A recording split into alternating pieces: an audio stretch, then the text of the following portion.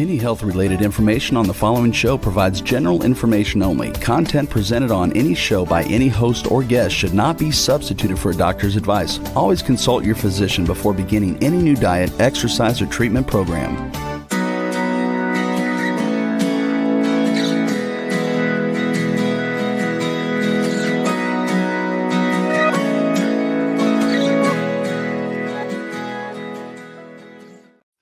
Welcome to Accelerated Health TV and radio show. I'm your host, Sara Banta. I'm a health coach, natural supplement expert, and a busy mom of three.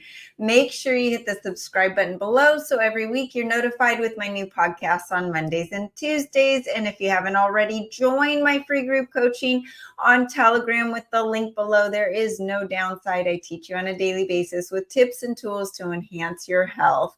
And you will be a part of a like-minded group to support you on your journey, in addition to truly taking control of your health. My goal is to reach everyone on earth with eyes to see and ears to hear my message of healing. So help me with that goal. Share this podcast with a few of your friends who may need my help, and I believe everybody needs to hear today.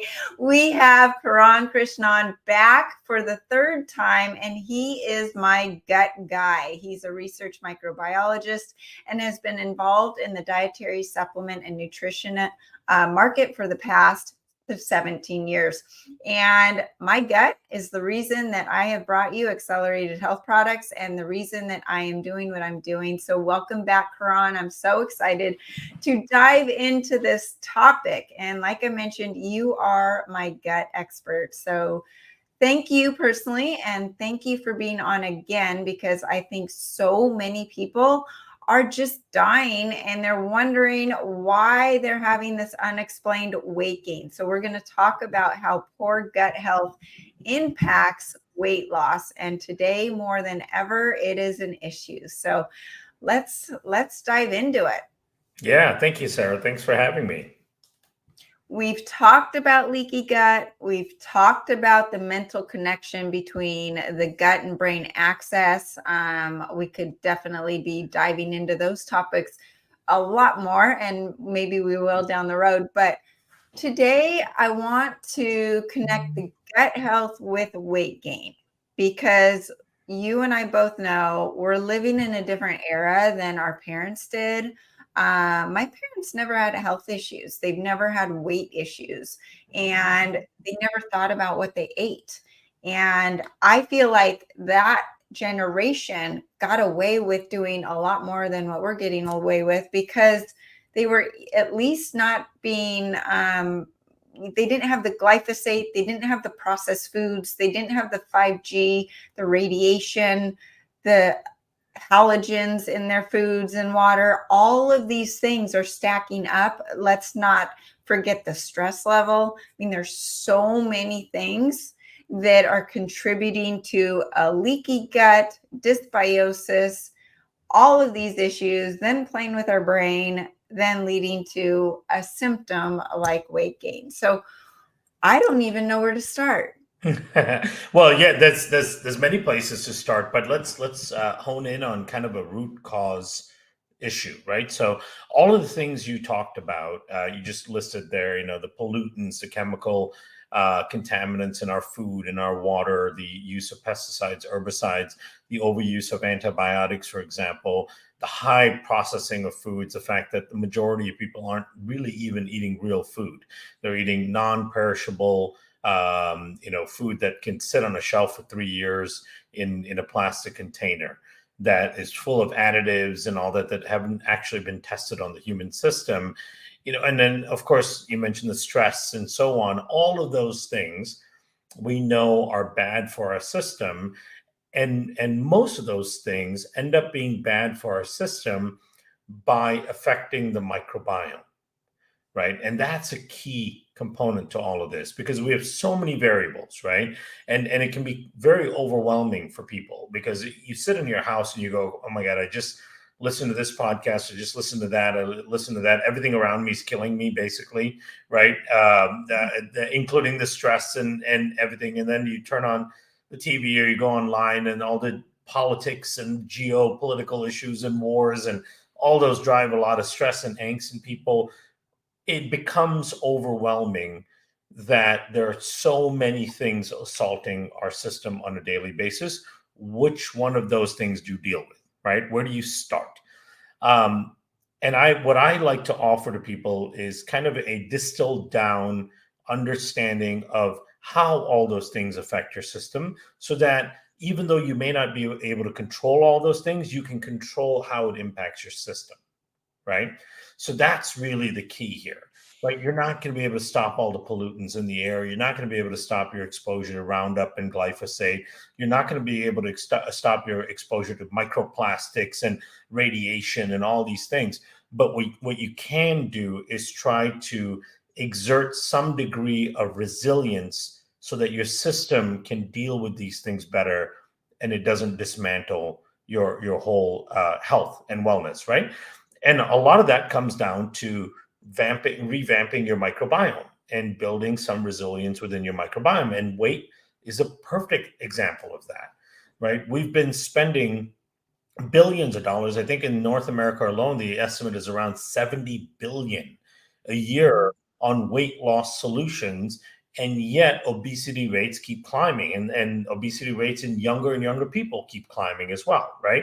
So we're clearly not doing something right. It's not all about just the how many workouts can you do and the exercise, and it's not necessarily a willpower only issue. It's that, people who are struggling with weight just don't have the willpower to say no to cupcakes and so on, right? It goes way beyond that, right? There's some fundamental things here going wrong, and all the things you mentioned and I mentioned that are affecting our system are things that can affect our weight in a very significant way by impacting the microbiome.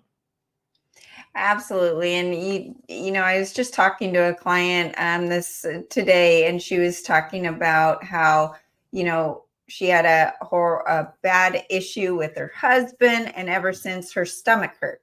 Okay. Mm-hmm. So there you have the stress. It's affecting your microbiome, Mm-hmm. right? That could cause the bad guys to take over the good guys, and you have, leaky gut and maybe some food poisoning.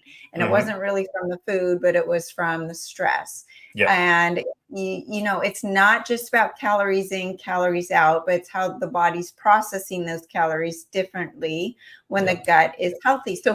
Or unhealthy.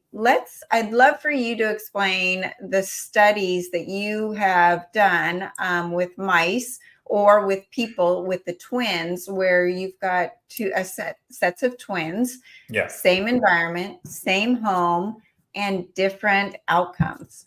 Yeah. So let me do some let me get some slides up for this to help people understand this. And I'll share my screen here. Okay.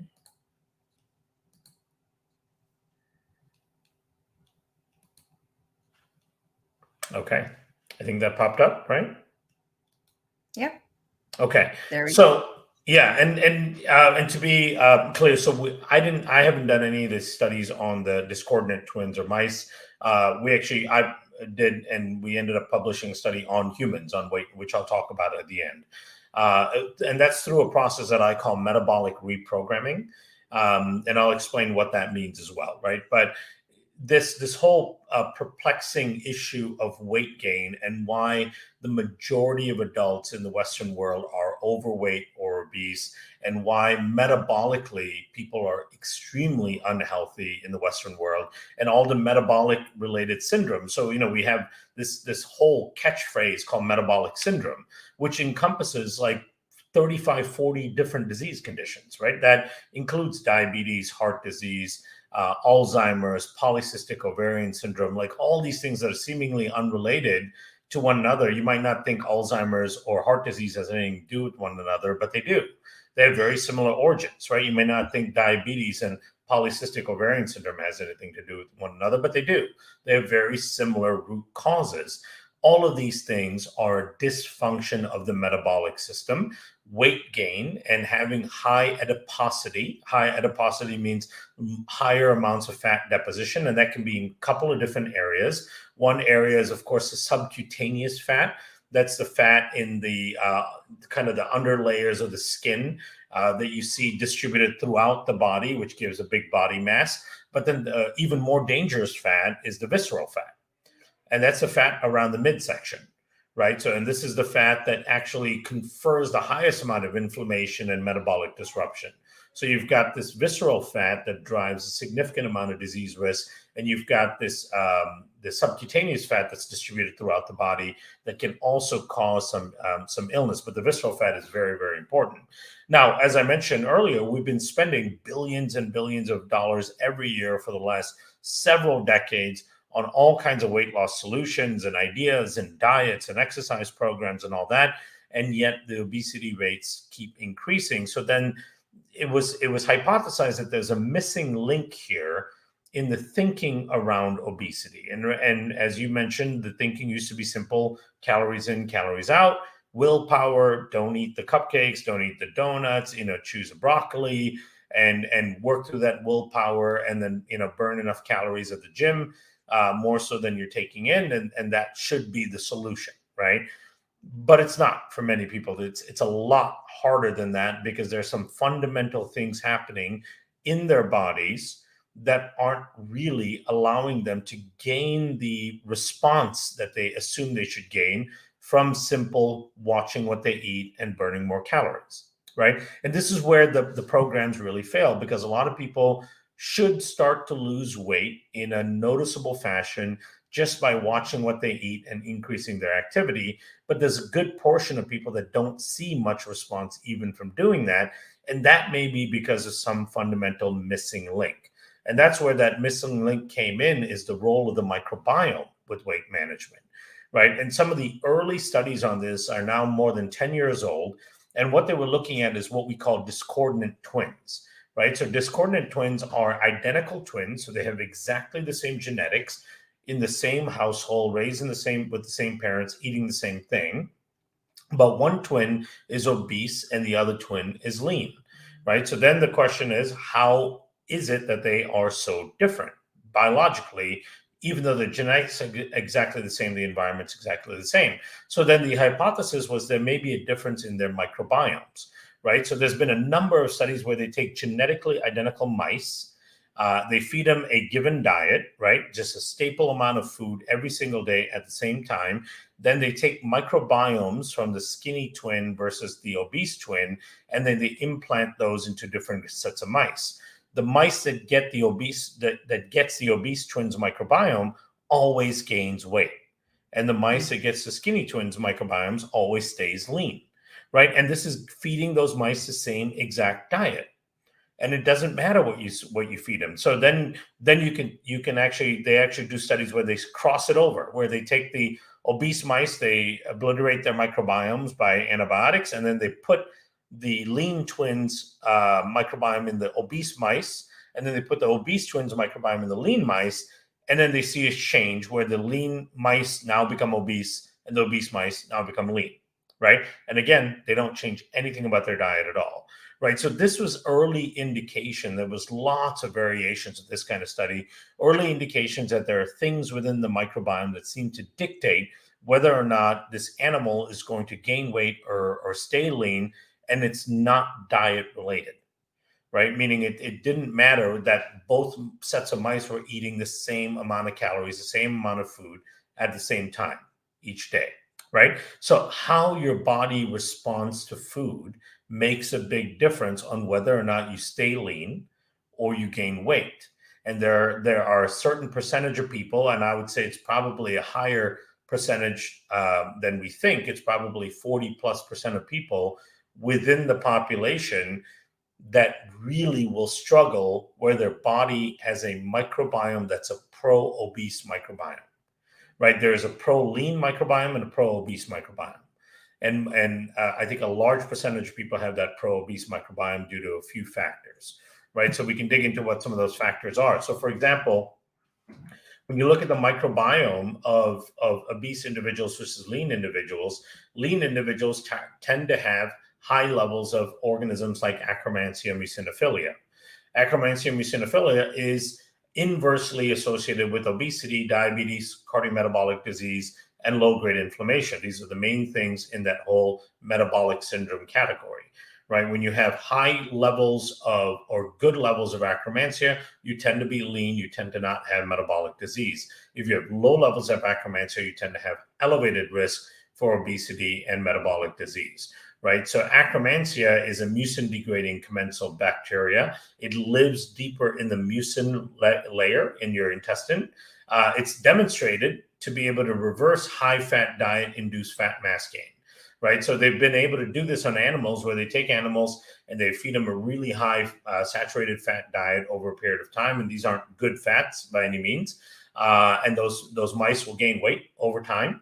And then they start getting engrafting in Akkermansia into these mice while still feeding them the diet. And the impact of the diet gets reversed, right? So these mice actually stop gaining weight and then they start to lose weight as well, right? Now, ask a real quick question. Did they ever test whether the appetite and the propensity for the mice would actually eat more or eat less as the microbiome changed? They did not. And part of the reason for that is because in order for them to test that, they have to give mice full access to food, right? Which means that if they want to eat more, they should be able to eat more. And then they have to measure how much more they eat. The problem with a lot of these animals is they'll eat as much as they're given. And so it kind of throws off the whole study when they do that, right? But we know in terms of appetite suppression, there are studies on appetite suppression in humans, and that has to do with the microbiome as well, which I'll touch on. Okay. Moving forward. So keep in mind Akkermansia, right? So it's a keystone species having good levels of Akkermansia, protects the lining of the gut, and is also associated with leanness and healthy weight and a reduction in risk of metabolic disease, right? Then the other component of a healthy microbiome and a lean microbiome is having high levels of Bifidobacterium species, right? High levels of Bifidobacterium in the large bowel is inversely correlated with body weight. We also know that mice, again, fed high-fat diet, the amount, and then engrafted with Bifidobacterium. Now, keep in mind that it's easier to put a live probiotic into a mouse because they can do a gavage, right? You can actually stick the probiotic way deep into the digestive tract of the mouse through a gavage. So it's easier to do this with mice than it is with humans. But it was shown to reduce liver triglycerides, total cholesterol, total lipid deposition, and body weight gain. Right. So just adding in this microbe seems to improve metabolic health quite a bit. One of the ways in which it does it is Bifidobacteria tends to be a good producer of CLA. CLA is conjugated linoleic acid. There's a number of CLAs out in the market for weight loss and metabolic health because it's been shown in these animal studies starting that CLAs have a way of triggering fat burn and reducing inflammation from an elevation of lipids in the body. It also increases the production of short-chain fatty acids and GLP-1, right? So short-chain fatty acids are butyrate, propionate, and acetate. Butyrate, in particular, when elevated or when at good levels, controls blood sugar, controls energy balance in the body, and stimulates fat burning. Right? So butyrate is incredibly important for metabolic health. And those with good production of butyrate in their gut tend to be very lean, tend to have low inflammation, and tend to be protected against metabolic disease. Those that tend to be obese struggle with making butyrate in their large bowel. Now, a lot of people are now familiar with GLP-1, right? Glucagon-like peptide 1. There's this new drug called Ozempic, right, which is semaglutide, which is another name for it. These are GLP-1 agonists. GLP-1 is a protein expressed by cells in your intestines called L cells. It's expressed based on incoming dietary input and also by certain types of bacteria in your gut.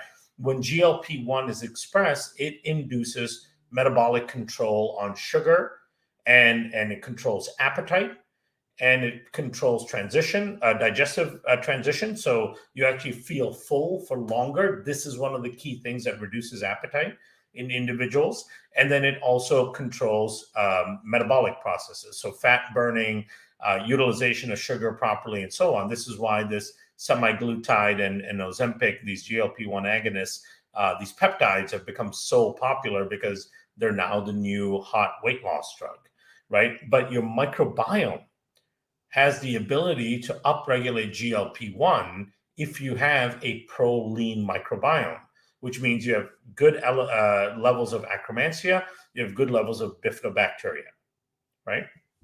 Now, there are certain lactobacillus species that also play an important role in being lean. And in particular, it's because they also produce conjugated linoleic acids, which have been shown to burn fat and reduce inflammation in humans and in animals. And low CLA production, based on dietary sources, is associated with obesity and dysfunctional metabolic processes. Right. So being able to produce enough CLAs in the gut is a really important thing. And there's some lactobacillus species that show that. Dietary CLAs are typically absorbed in the small bowel, so you can take them as a supplement. But the large intestine CLAs has to be generated by the microbes in the gut.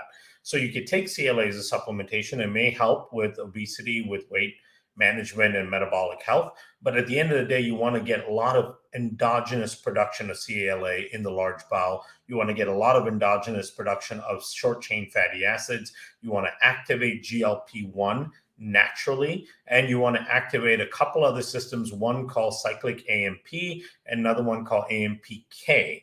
These are also things that are activated in the large bowel by the presence of butyrate made by bacteria that then go on to control sugar, control inflammation, control metabolic processes, including fat burning in the system, right?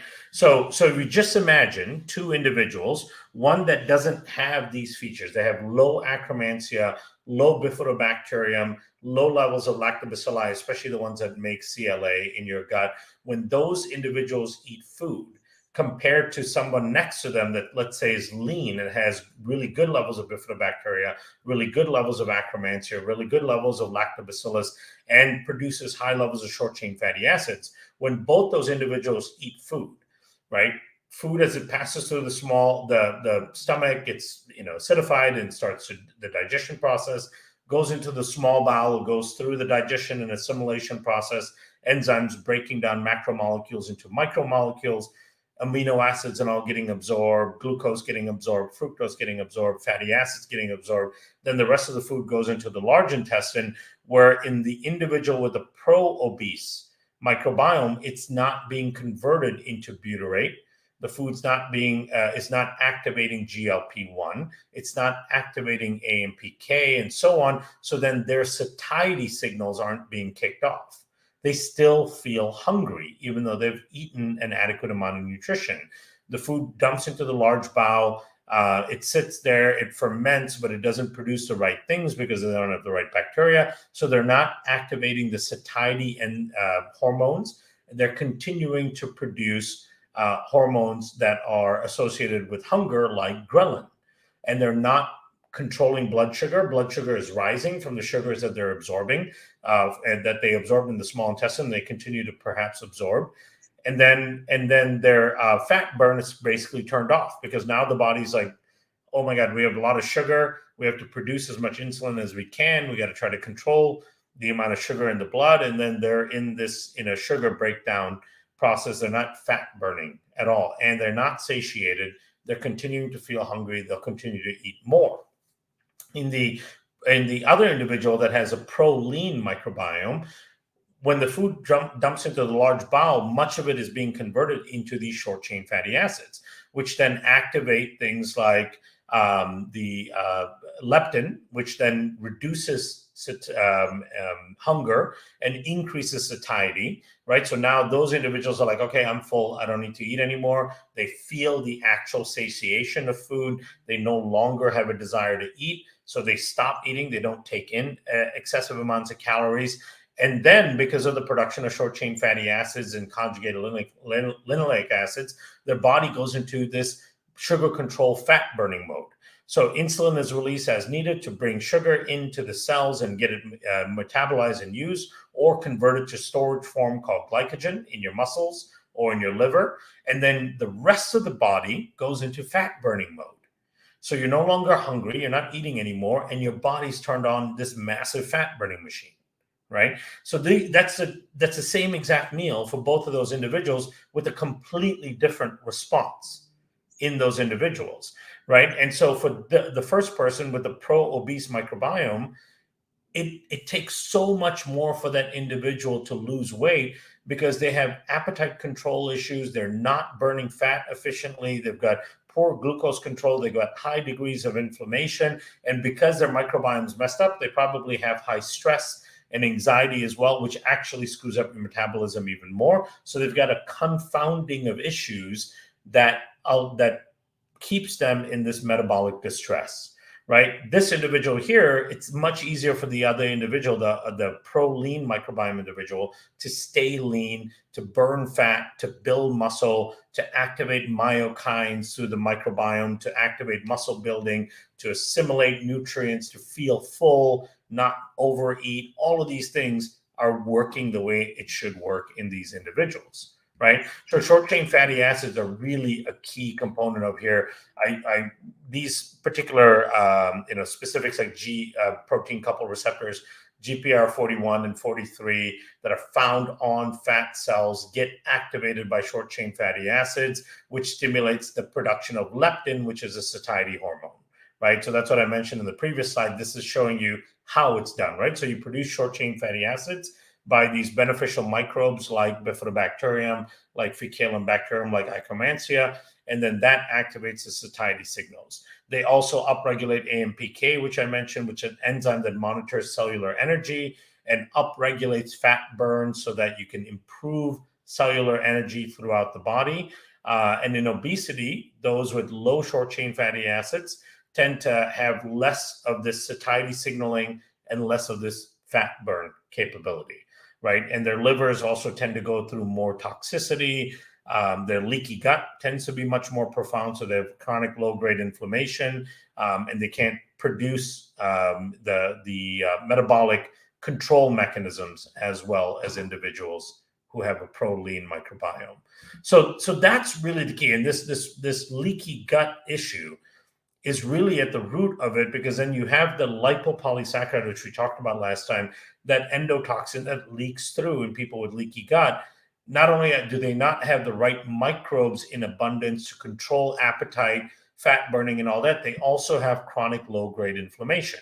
And one of the things that happens with LPS, and this is where it really drives the obesity-related disease risk. Right. So keep in mind that we've known for a long time now that being obese increased your disease risk in almost every category, right? More than double the increase for heart disease, almost 3 to 4 times increase in risk of diabetes, 2.5, 3 times increase in Alzheimer's and dementia, increase in autoimmune conditions. So being obese dramatically increases your risk for any other disease state. Why was the big question, right? We know the association, but then the question is, what about being obese drove a lot of these other disease risks? And as it turns out, it's the chronic low-grade inflammation. And it's the chronic low-grade inflammation that made the individuals obese to begin with. And they continue to maintain that chronic low-grade inflammation as they continue to increase in obesity, right? And that chronic low-grade inflammation comes from a leaky gut and LPS. The American Diabetic Association published studies showing that leaky gut was the primary insult in the establishment of obesity and type 2 diabetes, right? Mm-hmm. So these individuals' guts were leaky to begin with, and then that made them obese and then gave them glucose control issues and all that. And that continues to be an underlying factor, because one of the things that occurs, which I'll skip through this, is as I mentioned here, so metabolic endotoxemia, this is published by the American Diabetic Association, initiates obesity and insulin resistance, and then those endotoxins leak through when it's leaking. And if you look here on the top right-hand corner, this LPS, the box that has LPS above, these are fat cells. These are fat cells under a microscope as they interact with this endotoxin that leaks through in leaky gut.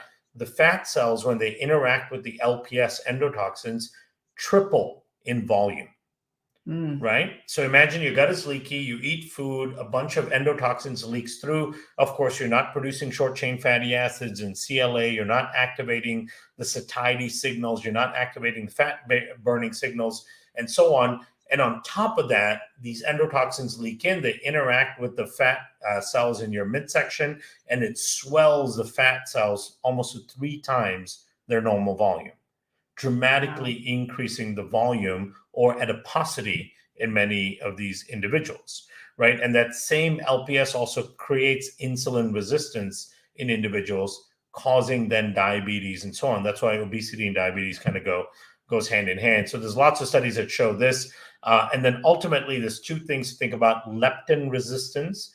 Leptin is a satiety hormone, right? That's the hormone that's supposed to increase when you get enough food from a meal to satiate your body's needs.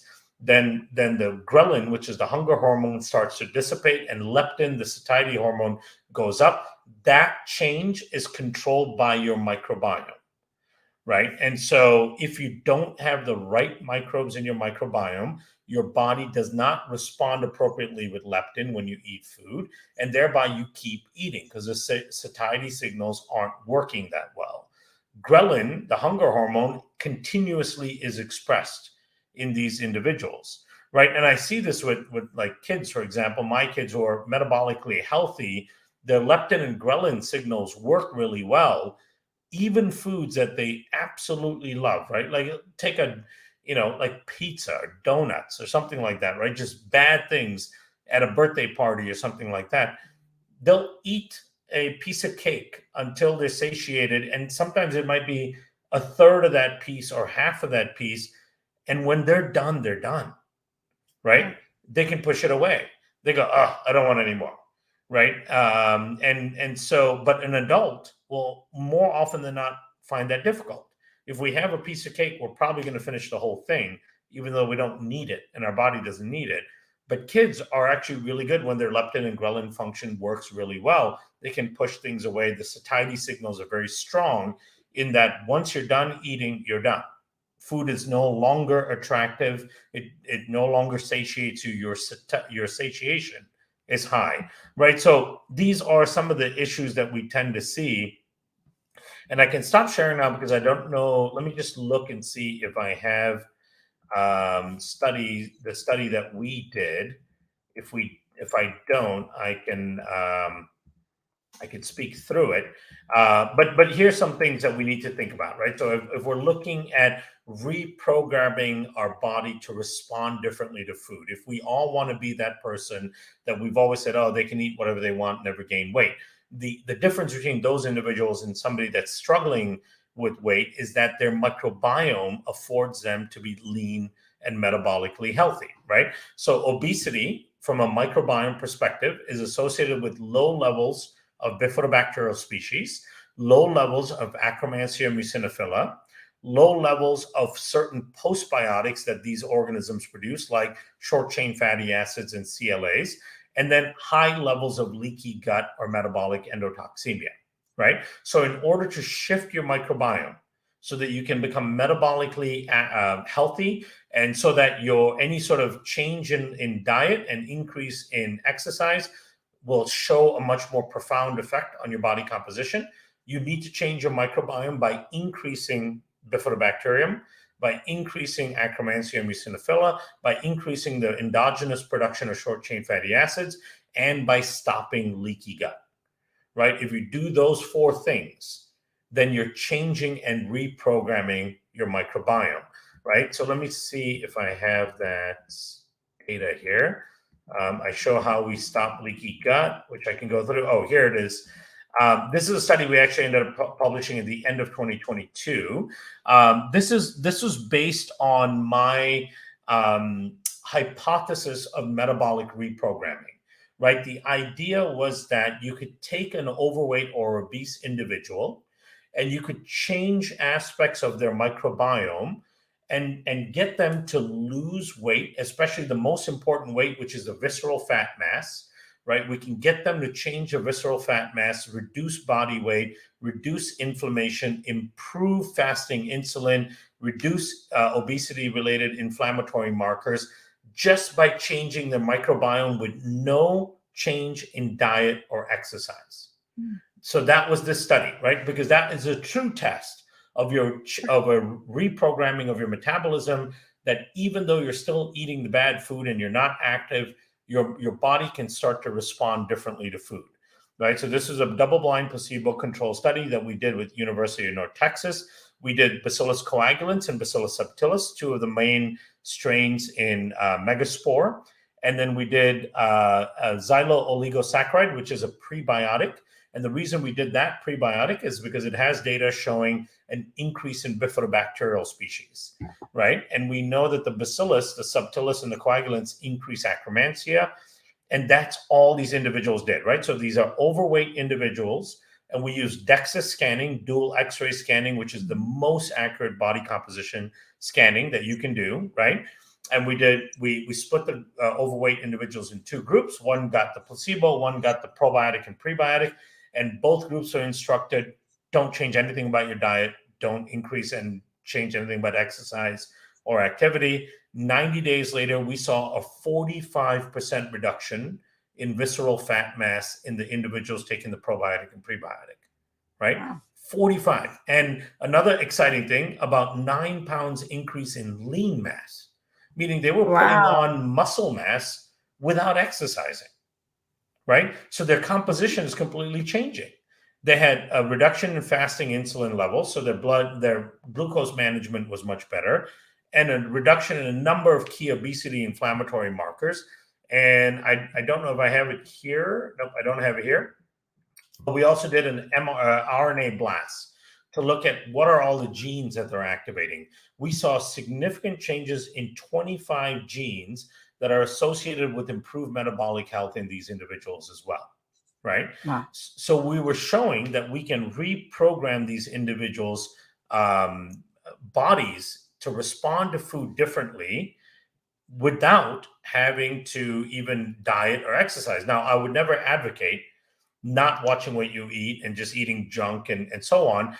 The point is, the purpose of that study designed that way was just to show the impact that just changing the microbiome can have. But if you add that to being careful about your diet and then adding some exercise and activity, especially resistance trainings, the effects would be profound, right? And so, that's what people need.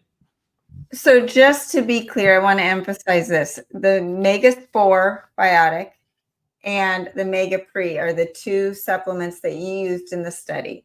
Yep. Now, where does the Mega Mucosa fit in to this equation? So the Mega Mucosa will actually increase akkermansia as well. We didn't use it in the study, but it can be added in to further increase akkermansia and further seal up the lining of the gut, right? If somebody is really overweight and has a lot of immunological or digestive diseases, conditions, I would highly suggest that they use all three. And actually all three is called our total gut restoration system, because they probably need even more profound work in sealing up the lining of the gut, increasing akkermansia, and increasing short chain fatty acid production. So all three are beneficial. And they are in my accelerated leaky gut bundle, and that is on my website, sarabantahealth.com. But what is so interesting to me about all of this and insulin resistance, and we talk about most diseases go back to inflammation and insulin resistance, but I heard you talk about the fact that there's this central insulin resistance, which is different than just what people think of insulin resistance. They think you're eating too many donuts and you're going to get diabetes and insulin resistance. There's some other things going on that are causing insulin resistance. Can you go into that?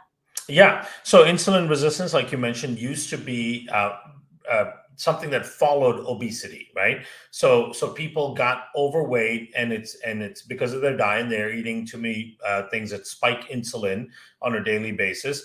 And the resistance comes from continuous hyperinsulinemia, which is post-meal significant increase in insulin. And the idea is that your pancreas, your islet cells that make insulin, over time get worn out, stop producing insulin at the levels that they're supposed to, and your blood sugar levels go skyrocketing in your system, because now you can't produce enough insulin. You've worn out your insulin producing cells, and that comes from years and years of hyperinsulinemia, right? Overuse of those cells and overuse of insulin. So that's where the resistance component comes in.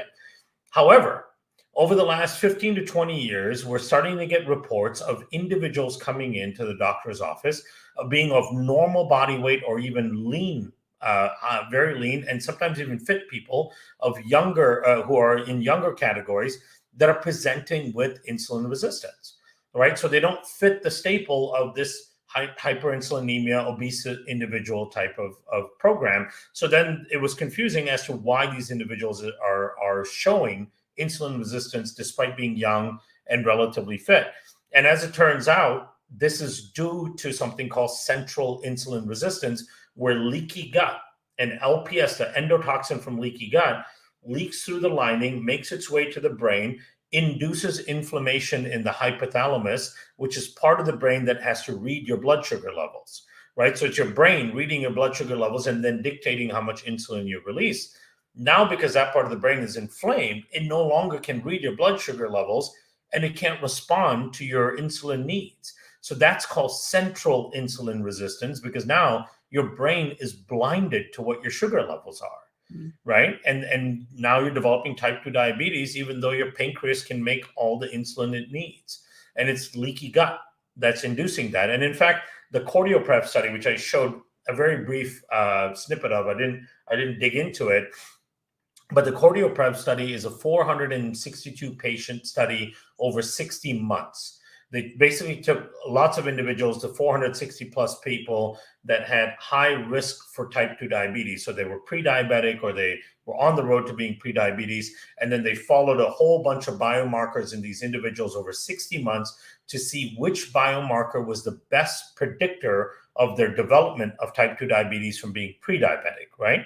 And basically what they found was there was only one thing that was 99.5% predictive, and that was serum LPS levels. That's how much endotoxin you had in your circulation from a leaky gut.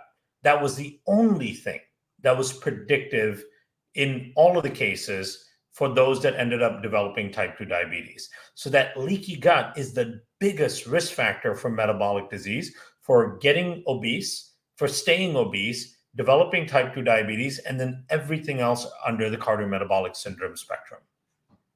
So as you're speaking about the hypothalamus, my mind goes to the HPA axis, the HPT axis, the hypothalamus pituitary thyroid axis, or adrenal axis, or gonadal axis. So here we are. If we've got an inflamed hypothalamus, my guess is that your adrenals, your thyroid, and your hormones are all going to be affected somehow. And it's almost like, what came first, the chicken or the egg? But all of these things are just a domino effect. And if you stop that chain reaction, then everything kind of goes back into a line, and you all of a sudden not just get your gut healed and start losing weight, but your thyroid is working better, your brain fog probably goes away, your chronic pain goes away, and all of these things are connected. I have had so many people come to me lately, Kiran, as you know, the carnivore diet and the keto diet and at least the low carb diet are so popular now. People saying my A1C is high, my blood sugar is high, and I'm thinking, oh, well, what processed foods are you eating? And they're on strict carnivore diets or low carb diets, and there's something missing. And this is where this comes in. It's just so interesting that there's insulin resistance at different levels of the body and different areas. It's not just a blood sugar, food in, sugar out equation. The other thing, and we only have like 2 minutes left to comment on this, I have learned that as people get off the processed foods, children get off the processed foods who are sedentary, because processed foods steal ATP from the cellular energy, they increase their ATP levels, and their behavior changes. No one's telling them to get off the couch, but they'll actually start going exercising and going out and play like we used to 20 years ago. But how your gut and your blood sugar levels will actually subconsciously, or however you want to say it, will actually affect how much exercise you are going to do and change your lifestyle choices. Yep. Yeah, absolutely. And one of the things that we got reported from the treatment group in that 90-day study is towards the 90 days, some of those people started just kind of naturally increasing their activity, even though they weren't instructed to, nor did they plan to. They just had more energy, right? So then they would say things like, "Oh, I decided the other day to take the stairs instead of the elevator." Right. I decided to walk instead of take the bus. Like they would just start doing those things naturally because they had more energy to burn and they had less inflammation in their system. So it's absolutely right. And going back to the cycle that you talked about, right? The HPA axis, the HPT axis, and so on. Those are all self-perpetuating problems. So if you've got inflammation in the hypothalamus, it's going to increase the activation of the HPA axis, which creates the release of cortisol, which makes you more stressed. And then that stress actually creates more dysbiosis in the gut, which actually creates more leakiness in the gut that drives more activation of the HPA axis. And it just keeps cycling, gets worse and worse and worse. So it has to be arrested at some point. It has to be stopped at some point. And starting with stopping it through the gut is the most potent way to do it. Right. And we didn't even get into some of the other supplements, but I can tell you everyone in my family, including my 2 college students, who I'm not in total control of what's going in their mouth, is the Mega Spore Biotic, the Mega Pre, and the Mega Mucosa. But I also am doing the Zen Biome to help with that gut-brain axis, and the others as well. But all of them, I've seen a huge shift in my microbiome and my health and with everything I do. And anyone who's followed me from the get-go knows that I started out with Crohn's disease, my food was literally sitting there for hours and hours and hours and not being processed, and my hair was falling out, skin was breaking out, the wheels were coming off, and the wheels are back on. I am 48 years old and I feel better than I did in high school. So there's something to it. And I really appreciate everything you're doing, Kiran. Can't wait to have you back on again for our next topic. So thank you. And everyone, if you are interested in any of the supplements, check them out at sarabantahealth.com. And if you want to learn more and ask what the right protocol is for you, join my free group coaching on Telegram with the link below and ask me your questions. Put in your profile. What are you eating? What's your insulin resistance level like? What's your blood sugar? Give me some of the data and I will help troubleshoot with you and put together a protocol for you, and everyone else will learn from it. So you will be a part of an amazing like-minded group to support you. You can follow me on Facebook and Instagram under Accelerated Health Products and across over 100 channels under Accelerated Health TV and Radio Show. And as I mentioned, my goal is to reach everyone on earth with eyes to see and ears to hear my message of healing, especially now with such chaos in the world. We need to stick together. So share this podcast with a few of your friends who may need my help. Join us every week, Mondays at 2 p.m. Pacific, Tuesdays at 1 p.m. Pacific, and you can use coupon WELCOME10 for 10% off site-wide at sarabantahealth.com. Make sure you check out Kiran's Instagram and follow him. I love his posts that he does. He's amazing. And we definitely will have him back on because he truly is the gut expert. Thanks again for joining us here and have a great week.